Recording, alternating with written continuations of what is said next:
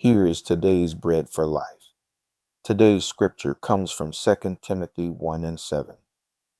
For God hath not given us the spirit of fear, but of power and of love and of a sound mind. This verse is a bold declaration of what God has given us and what he hasn't. Fear doesn't come from God. It comes from uncertainty, doubt, and the enemy's attempt to weaken our faith. But God has equipped us with something far greater, his power, his love, and a sound mind. Fear can paralyze us, keeping us from walking in the fullness of God's purpose. But faith empowers us to move forward, knowing that God's power is working in and through us. His love drives out fear, reminding us that we are never alone. And a sound mind gives us the ability to think clearly, make wise decisions, and remain calm in the face of challenges.